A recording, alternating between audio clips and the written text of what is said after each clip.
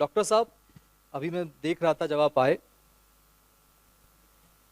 34 surgery 24 घंटे में। बहुत बड़ा कीर्तिमान है अपने आप में। कई रिकॉर्ड्स आपने तोड़े हैं, कई रिकॉर्ड्स आपने बनाए हैं। कैसे ये सब किया, सबसे पहले ये।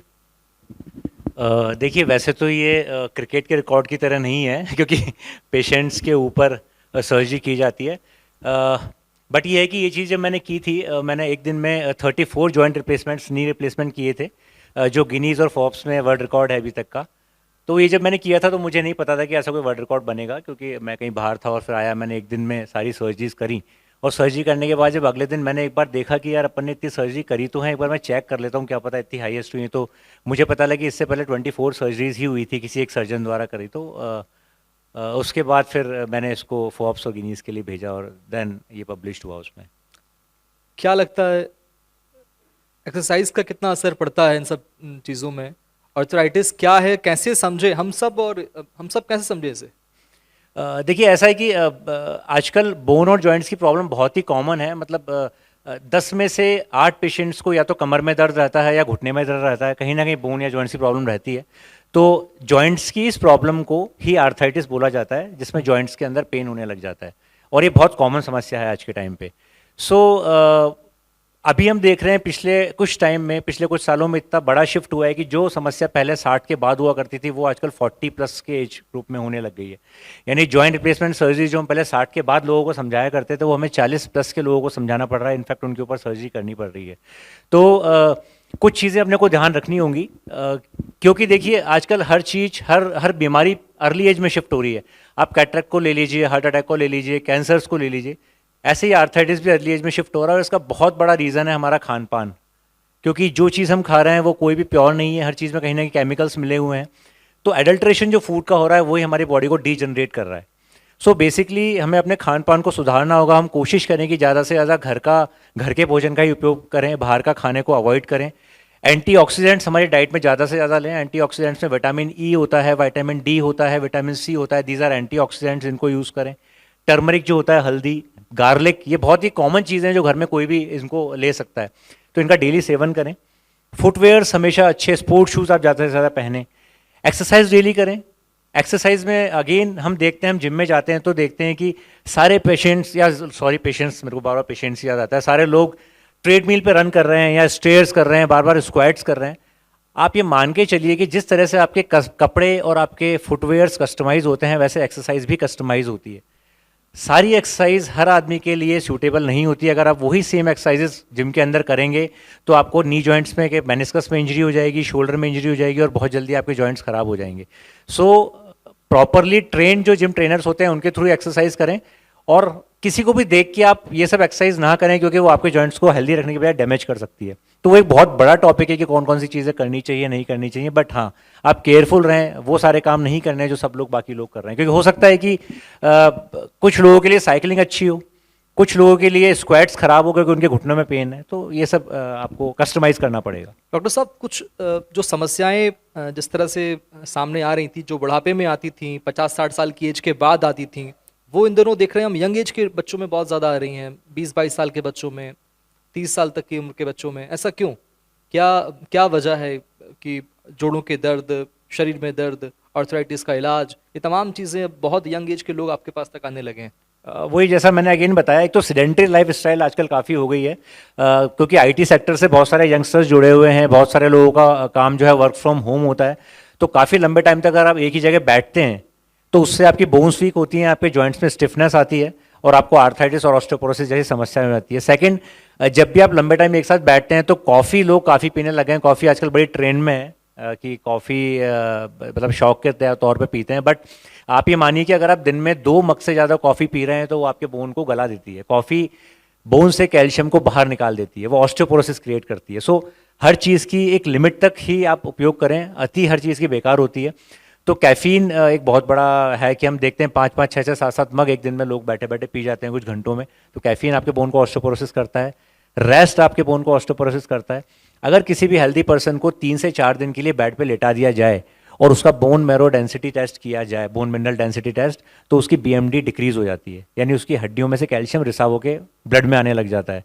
सो ये सारी चीज़ें हैं। जिनको आपको फॉलो करना है, और यही मेन कारण है जो कि यंग एज में अभी ये सब चीज़ें जल्दी होने लग गई हैं। खान पान में किन चीज़ों का हम ने शामिल करें जिससे जो डेली रूटीन है हमारी उसमें हम कहने शामिल करें कि इस तरह की समस्याओं का सामना ना करना पड़े? खान पान में डेयरी प्रोडक्ट्स को लें आप। डेयरी अभी आप ये देखिए, एक्चुअली क्या हो रहा है कि हम बहुत सारे रील्स देखते हैं सोशल मीडिया पे, वो ऐसे लोग बना देते हैं जिनको उस चीज़ का नॉलेज भी नहीं है, सिर्फ अपने को प्रमोट करने के लिए कि आप ये मत खाइए, वो मत करिए। आप मानिए कि हमारे जो बुजुर्ग लोग थे, आज भी मेरे पास जब पेशेंट आते हैं तो मैं कई पेशेंट ऐसे देखता हूँ जिनकी एज 95 96 होती है, बट उनकी बोन्स और जॉइंट्स हमसे ज़्यादा स्ट्रांग है। उसका रीज़न है उनका खान पान। तो डेयरी प्रोडक्ट्स को ज़्यादा यूज़ करें, दूध दही पनीर ये सब चीज़ें लीजिए आराम से डाइट में, इनसे कुछ नहीं बिगड़ने वाला। कुछ पेशेंट्स जिनको लैक्टोज इंटॉलरेंस होता है उन लोगों के लिए मना है, बाकी सारे लोगों को दूध दही और इस तरह का डेयरी प्रोडक्ट्स यूज़ करना चाहिए। एक्सरसाइजेज वगैरह, वॉकिंग होना ज़रूरी है। एक्सरसाइज में भी एक बहुत बड़ा भ्रम है कि ज़्यादातर लोग ये मानते हैं कि वेट उठाना सिर्फ बॉडी बिल्डिंग या जिम करने बॉडी बिल्डर्स का काम है, बट ऐसा नहीं है। 40 के बाद आपकी मसल्स वीक होना शुरू हो जाती है, और मसल्स तभी स्ट्रांग रह पाएंगी जब वेट बेयरिंग करेंगे। सो चाहे वो मेल हो फीमेल हो, 60 साल का हो 70 साल का हो, उसको वीक में 2 बार वेट ट्रेनिंग करनी है, उनको डंबल्स या रॉड्स को उठाना है। That is very important. तो ये कुछ चीज़ें हैं कि अगर आप बोन्स के साथ अपनी मसल्स को भी स्ट्रांग रखें, क्योंकि मसल्स ही इंपॉर्टेंट है जो आपके जॉइंट्स को चलाती हैं। सो एक्सरसाइज करें, इस तरह के न्यूट्रिशन में चेंज करें जो मैंने बताया, देन यू कैन। क्या आर्थराइटिस का सिर्फ इलाज ऑपरेशन सर्जरी ही है? नहीं, ऐसा नहीं है। आर्थराइटिस देखिए बहुत तरीके का होता है। एक होता है गठिया, जिसको हम रूमेटॉइड आर्थराइटिस बोलते हैं, जो बचपन से ही शुरू हो जाता है, जिसकी फैमिली हिस्ट्री होती है, उन लोगों को ज़्यादा होने के चांसेस रहते हैं। एक होता है ऑस्टियो आर्थराइटिस, जो एज के साथ होता है, जैसे एज के साथ बाल सफ़ेद होते हैं, कैटरैक्ट होता है, वैसे ऑस्टियो आर्थराइटिस होता है। सो आर्थराइटिस होने का मतलब ये नहीं कि आपको आर्थराइटिस हो गया तो आपका ऑपरेशन होगा, ऐसा बिल्कुल नहीं है। मेन चीज़ है कि आप अवेयर होने चाहिए उस चीज़ के लिए कि हाँ मुझे ऐसा कुछ स्टार्ट हो गया है। तो अगर ऐसा कुछ सिम्टम आपको लगे, लाइक अगर आप जैसे कहीं एक जगह बैठे हुए हैं, बैठ के चलें और आपके जोड़ों में स्टिफनेस लगे, जकड़न लगे, आपको लगे कि मैं चल नहीं पा रहा, तो ये आर्थराइटिस की निशानी है। आपका वॉकिंग डिस्टेंस कम हो जाए तो आर्थराइटिस की निशानी है। आपको स्टेयर्स चढ़ने उतरने में पेन हो तो आर्थराइटिस की निशानी है। तो जैसे ही आपको ये पता लगे, अपने कंसल्टेंट से सलाह कीजिए, क्योंकि इनिशियल स्टेजेस में अगर आप समझ जाएंगे, कुछ चीज़ें छोटी मोटी चीज़ें चेंज कर लेंगे, कुछ सप्लीमेंट्स ले लेंगे, तो आप स्टेज 3 4 में आने से बच सकते हैं और आपका ऑपरेशन चल सकता है। आपके पास जो मरीज आते हैं रोजाना, उनमें सबसे अधिक मरीज किस तरह के जोड़ का दर्द लेकर आते हैं, समस्या लेकर आते हैं? शरीर में कौन सा हिस्सा ज्यादा उन्हें परेशान करता है जिसका सबसे इलाज कॉमन जो पेशेंट्स हैं वो हैं कमर दर्द के, और उसके बाद सेकंड नंबर पे है नी जॉइंट पेन के। तो ये अभी सबसे ज़्यादा हमारी ऑर्थोपेडिक ओपीडी में 90-95% पेशेंट्स इस चीज़ के मिलते हैं। और रोबोटिक सर्जरी कितना कारगर है?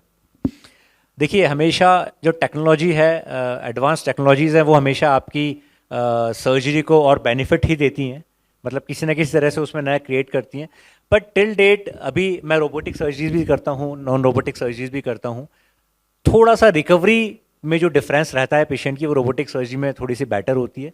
But after few months there is no any difference, उनमें कोई अंतर नहीं होता रिकवरी वाइज या इम्प्लांट की लाइफ वाइज। सो अभी कोई बहुत बड़ा मेजर रोल नहीं है, बट हाँ अगर टेक्नोलॉजी को हम साथ लेके चलते हैं तो कुछ ना कुछ एडवांटेज तो उसका मिलता ही है। एक स्पाइन का दर्द भी एक बड़ी गंभीर समस्या है, मुझे लगता है शायद बहुत मरीज भी आते होंगे आपके पास इसको लेकर। या स्पाइन का दर्द तो हमें खुद हो जाता है सर, क्योंकि हम लोग बहुत टाइम तक खड़े रहते हैं। So spine is very common. Again मैंने बताया कुछ एक्सरसाइजेज हैं जो आपको डेली करनी है, बहुत माइल्ड एक्सरसाइज होती हैं जो आप घर पे रूटीन में कर सकते हैं। There is no need of any gym, any trainer. वो एक्सरसाइजेज अभी तो हम नहीं बता पाएंगे, अब उसके लिए आपको एक बार हॉस्पिटल को कंसल्टेशन करना पड़ेगा। बट वो बहुत छोटी छोटी चीज़ें हैं, और स्पेशली फीमेल्स इन चीज़ों से ज़्यादा ग्रसित होती है, क्योंकि फीमेल्स को बाहर भी संभालना होता है और घर में भी सबका ध्यान रखना होता है, और इस चक्कर में वो खुद का ध्यान रखना भूल जाती हैं।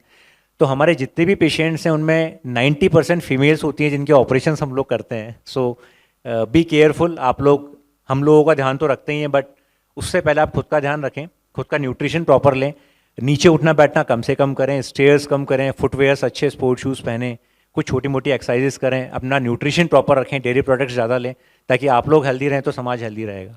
बहुत अच्छा संदेश आपने दिया रिपब्लिक के इस मंच से। और अब दर्शकों के लिए एक छोटी सी शॉर्ट फिल्म हम यहाँ पर प्ले करने वाले हैं। उस शॉर्ट फिल्म में समझेंगे कि डॉक्टर धीरज दुबे ने कैसे ये पूरा सफ़र तय किया और कैसे मरीजों को वो राहत पहुँचा रहे हैं। कुछ पिक्स एक आपने देखा होगा, मैराथन टाइप कुछ पिक्स थी एसएमएस स्टेडियम की। सो ये मैंने मतलब मैं पूरे इंडिया में फर्स्ट इस तरह का इवेंट स्टार्ट किया है जिसमें उन पेशेंट्स की मैराथन करवाता हूँ जिनका मैं जॉइंट रिप्लेसमेंट कर चुका हूँ। मतलब इसमें कोई ऐसा पर्सन नहीं होता जिसका जॉइंट नहीं हो, मतलब सारे आफ्टर ऑपरेशन। तो ये बेसिकली ये एक सोशल मैसेज है लोगों को पहुंचाने का, क्योंकि हम लोग जब ओपीडी में पेशेंट्स को देखते हैं तो लिटरली हमारे पास आते हैं और वो सिर्फ ये बोलते हैं कि सर पूरा लाइफ हमने बच्चों की सेवा में निकाल दिया, लेकिन जब अब हमारे घूमने की बारी आई, हम चाहते हैं कि हम कहीं तीर्थ यात्रा पे जाएं या कुछ करें, तो हम हैंडीकैप्ड हो गए, हम चल नहीं पा रहे। वो लिटरली क्राई करते हैं, रोते हैं। इनफैक्ट कुछ पेशेंट तो वॉशरूम तक जाने में घबराते हैं। तो वो पेशेंट सिर्फ डर के मारे कि यार इस ऐसा करने से ऐसा हो जाएगा, हम चल नहीं पाएंगे, बेड पे आ जाएंगे, इस मिथ के कारण वो लोग अपनी पूरी लाइफ को ख़राब कर लेते हैं। तो इस मैराथन को कराने का मेरा पर्पस, सोशल पर्पस, कॉज ये था कि इसको देख के, इसको मैं पूरे इंडिया में पब्लिश होता है ये, इनफैक्ट आउट ऑफ इंडिया भी जाता है, और उसको देख के बहुत सारे लोग प्रोत्साहित होते हैं कि नहीं, इसके बाद हमारी लाइफ वापस से बिल्कुल नॉर्मल, बैक टू नॉर्मल हो जाती है। सो ये मेरा पर्पस है इस मैराथन को करवाने का, जो मैं हर साल ऑर्गेनाइज करता हूँ। Thank you very much sir, Republic के मंच पर आने के लिए और अपना कीमती समय देने के लिए।